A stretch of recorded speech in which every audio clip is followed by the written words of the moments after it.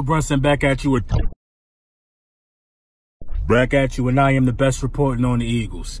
Yo, so I am literally just learning on the whim how to drive with 1 foot. You know, I'm a 2-foot driver.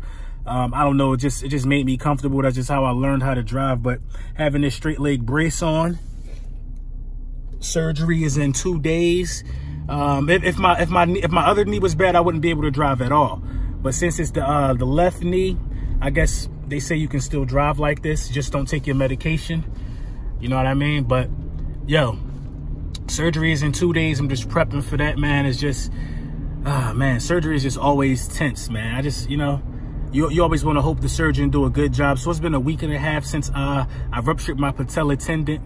But, you know, I dug and I searched and I searched. I looked for the right surgeon. This guy's worked on a couple of NFL guys, a couple college basketball guys.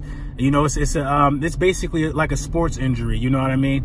It's one of those things that requires surgery, and you just got to go through it, man. I got my nutritionist lined up. I got my physical therapist lined up because I'm trying to come back stronger than ever, man. You know, the grind don't stop. It's always about improving your body, man. You know, what don't kill you make you stronger, man. It's just a little bump in the road right now. Recovery time is about a month, and I'm 2 days out from surgery. Everything will be documented, like always, like everything. We're going to talk about it. We're going to be about it. So we bring back Issac, man. We bring back Issac. That's cool, man. You know what? I actually like that, man. Issac is a physical, athletic offensive lineman, man. He's great outside in the screen game. He was one of those guys that was out there running with Jay Ajayi and those guys when they was taking them screens. Corey Clement, he was out there sealing it, man, sealing the edges, man, getting the holes, man. He's one of those offensive linemen that could move, man.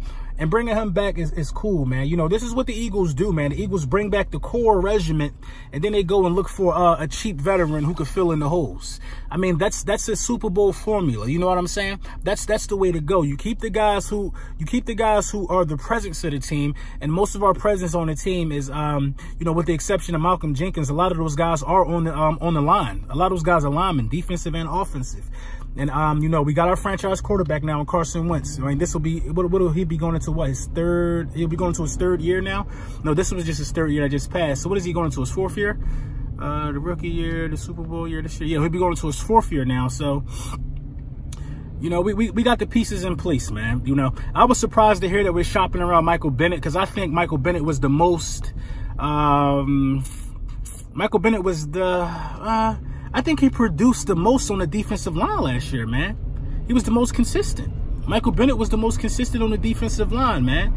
You know, he had a couple BS penalties for roughing the passer. That was BS, but he was the most consistent. He played with tenacity and fire every snap. And I don't think you shop that dude, man. I think you keep Micheal Bennett. They've already said that they're letting Timmy Jernigan walk in free agency. That's something that I heard. So everybody's looking at Duke Johnson now, the Cowboys and the Eagles. So basically, it's about who gives where's Duke Johnson from, the Browns? It's about who gives Cleveland the best offer.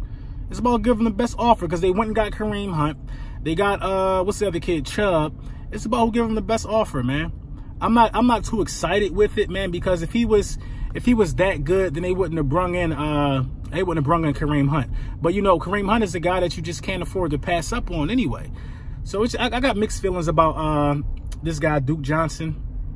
Mixed feelings about him, man. I really haven't seen any highlights from him. They don't really have any highlights coming out of Cleveland as of the last couple of years anyway. But you know, I don't know his strong suit, so I got to look him up, man, and see if it's even worth it, man. The fact that the Dallas Cowboys are trying to get him, I think we should play chicken with them. We should act like we want him, and we should let them give like a 2nd-round pick, you know, because they ain't got no 1st-round pick to give this year. We should let them give like a 2nd-round pick, go all in for him, and we just back out at the last minute. That's what we should do. Because at the end of the day, man, there's other guys, there's other things we can be doing. We can be getting LeGarrette Blount. Nobody's even talking about LeGarrette Blount. It bothers me that we're not even looking for LeGarrette Blount. You know what I mean? You got to bring back Jay Ajayi. You know what I mean? I think we're going to bring back Jay Ajayi because they're quietly not even talking about Jay Ajayi. Quietly not even talking about him. You know, we got to like with having Fletcher Cox possibly not being 100% by week 1, you got to be able to control the clock. Controlling the clock is going to be key for us next year. You got to be able to control the clock so we can be better on third down. We started too many games slow due to a lack of running game. So right now it's about a running game. It's about trying to secure a running game, whether it's Le'Veon Bell, whether it's Jay Ajayi, whether it's somebody. Now that they're thinking about Duke Johnson, lets me know that they're not really trying to pay that price for Le'Veon Bell. That's what that lets me know. They're not trying to pay that price for Le'Veon Bell, you know. And you know, I don't blame them when there's other options out there. But you know what you're going to get in Le'Veon Bell. You know you're going to get a guy that can pick up a 3rd and 2, a 4th and 1. You know you're going to get that guy in Le'Veon Bell. And he's also going to make everybody else better. It's going to make everybody else better. Because when you get the ball and Le'Veon's getting the breather, you got to seize your opportunity. You got to seize your moment. If you run behind a Le'Veon Bell, you got to seize your moment. And that's what it's all about. The running game can't die when Le'Veon come out the game. You got to be able to seize your moment, so you can start getting some positive game tape out there. So if your number is called in the event, you make waves for yourself. You know what I mean? And that's all about that. The NFL is totally about next man up. It's totally about next man up. It's about next man up.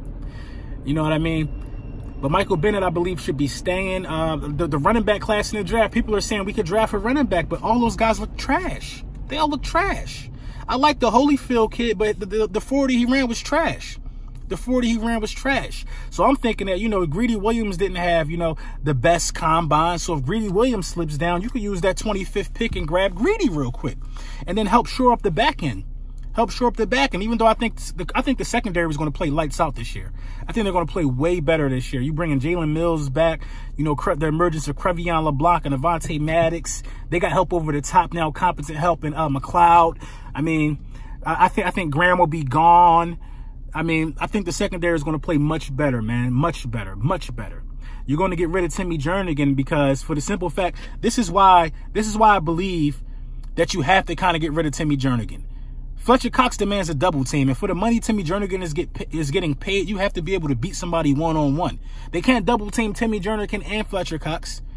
If they do that, somebody got to have a one-on-one matchup. You got to be able to beat your one-on-one matchup 8 times out of 10 in the NFL. If you want the money that Timmy Jernigan's getting, $10 million a year, beat your one-on-one matchup for me.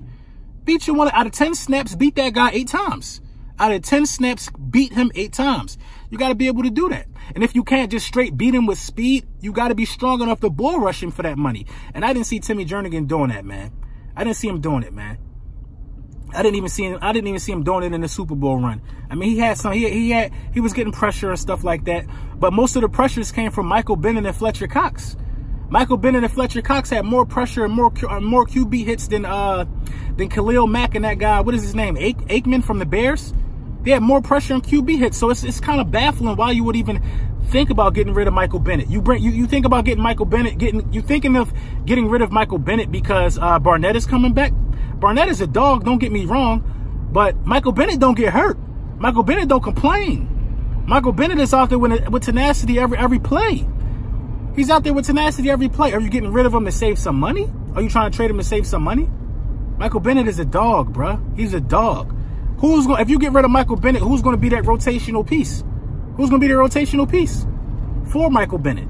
Because you you got to replace a dog with a dog. Who's going to be the rotational piece? Micheal Bennett could beat you outside and inside.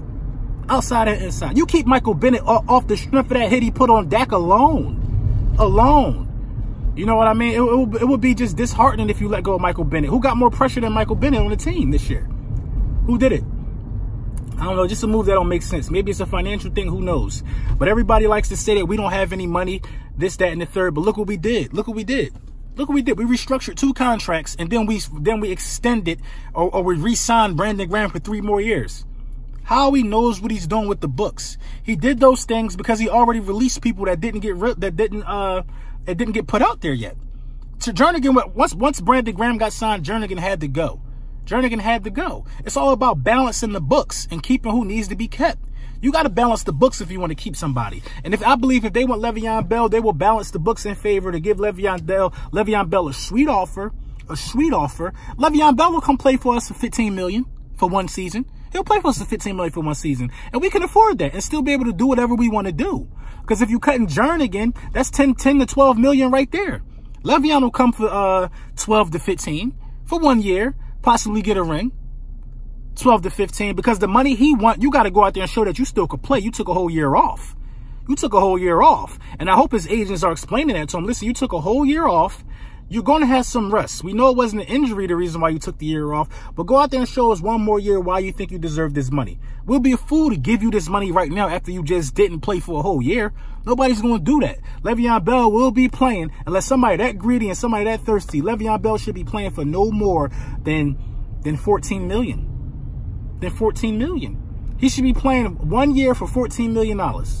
That's what Le'Veon Bell should be playing for. You know what I mean? And we can afford that. Come show that you're not a locker room problem. Come show that you can compete on a high level again. And you can, and then you earn your payday the following year. I mean, you held out, didn't play at all. What does that prove? I think Earl Thompson actually should get more money. Earl Thompson was holding out, but then he decided to come back and ball. He decided to come back and ball, then end up getting hurt. The worst case scenario for somebody that's holding out. You know, you hold out because you don't want to get hurt, because you think you deserve to get paid. You don't want to risk getting hurt. You want to get some money first before you go out there and put your body on the line again. We'll see what's going to happen now. We'll see. Lord Brunson back at you with the back at you. I'm the best reporting on the Eagles, period.